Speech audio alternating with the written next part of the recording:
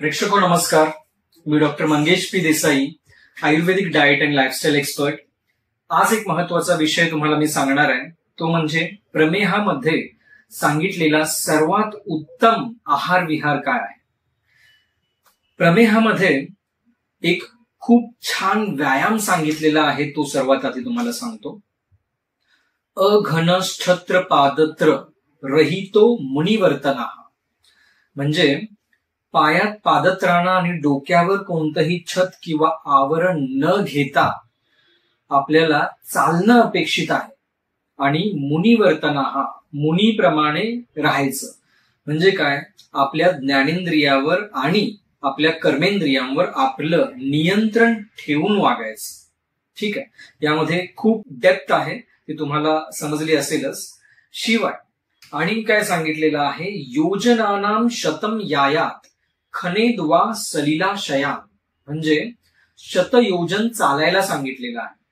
म्हणजे साधारण 12 ते 15 किलोमीटर एवढं चालणं अपेक्षित आहे.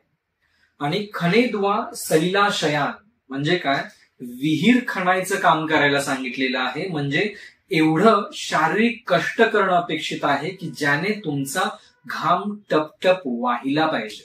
ठीक आहे, परंतु हे करत असताना आपण सर्व काळजी घेणं अपेक्षित आहे. पाण्याचं प्रमाण व्यवस्थित ठेवणं अपेक्षित आहे. इलेक्ट्रोलाइट बॅलन्स सांभाळणं अपेक्षित आहे. परंतु व्यायाम घडायला हवा तोही घाम गळणारा. ठीक आहे. शिवाय गो शकृत मूत्र वृत्तीर वा गोभीरेव सह व्रजेत, म्हणजे गोशकृत म्हणजे गायीचं शेण, गोमूत्र यांचा तुम्ही औषधी स्वरूपात उपयोग करू शकता किंवा पंचगव्य चूर्ण याचा उपयोग करू शकता. उपनं म्हणून सुद्धा करू शकता. पंचगव्य सिद्ध काही औषधींचा सुद्धा उपयोग केला जाऊ शकतो प्रमेहा म्हणजेच डायबिटीज मध्ये. तुम्हाला समजण्यासाठी बोलतोय, प्रमेह इज इक्वल टू डायबिटीज असं नाहीये. प्रमेहामध्ये खूप गोष्टी समाविष्ट आहेत, परंतु आपण ढोबळ मनाने तुम्हाला समजण्यासाठी प्रमेह म्हणजे डायबिटीज असं कन्सिडर करून पुढे चालूया. ठीक आहे. आता गोभीर एव सह व्रजेत म्हणजे काय, गायींच्या सह वावरलं पाहिजे किंवा गोसेवा केली पाहिजे थोडक्यात. तर हे सगळं सांगितलेलं आहे प्रमेहाच्या उत्तम आहार विहारामध्ये. विहार म्हणजे काय, लाईफस्टाईल, म्हणजे आहार सोडून बाकीच्या ज्या गोष्टी करणं अपेक्षित आहे ते सगळं विहारामध्ये येतं. म्हणजे कसं चाललं पाहिजे, किती चाललं पाहिजे, कसा व्यायाम केला पाहिजे, या सगळ्या गोष्टी या विहारामध्ये येतात. ठीक आहे. तर ही महत्वाची गोष्ट सांगितली आहे प्रमेहामध्ये. परंतु हे कोणासाठी लागू आहे, आयुर्वेदामध्ये स्पष्ट उल्लेख आहे. संतर्पणोत्थ प्रमेह आणि अपतर्पणोत्थ प्रमेह. संतर्पणोत्थ प्रमेह म्हणजे प्रमेहाची अशी संप्राप्ती ज्याच्यामध्ये वजन वाढून किंवा अतिपोषण झाल्यामुळे जो प्रमेह निर्माण होतो त्याला संतर्पणोत्थ प्रमेह असं म्हणतात. ठीक आहे. तर संतर्पणोत्थ प्रमेहाची चिकित्सा म्हणून या गोष्टी करणं गरजेचं आहे. परंतु जर आपणाला अपतर्पणोत्थ प्रमेह झालेला असेल, म्हणजेच शरीर कृश होऊन आणि कृश असून सुद्धा जर आपल्याला समजा डायबिटीज झालेला असेल, तर त्यांना ही चिकित्सा उपयोगी, हा आहार विहार उपयोगी पडणार नाहीये.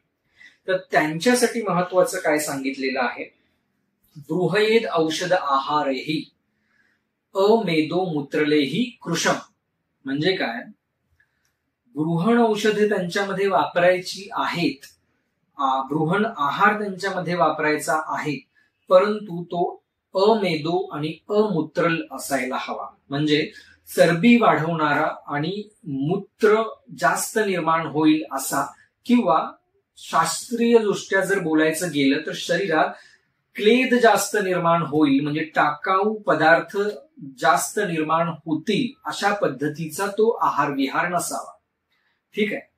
मग क्लेद जास्त कशातून निर्माण होऊ शकतो, पचायला जड गोष्टी असतील किंवा विरुद्ध आहार असेल, या गोष्टीतून क्लेद जास्त निर्माण होऊ शकतो. किंवा विकृत आहार असेल जो आयुर्वेदिक सिद्धांतानुसार मुळीच योग्य नाही, उदाहरणार्थ पिझ्झा असेल, बर्गर असेल, शिवाय पनीर जो आहे, म्हणजे या आजारामध्ये तर नाही चालत.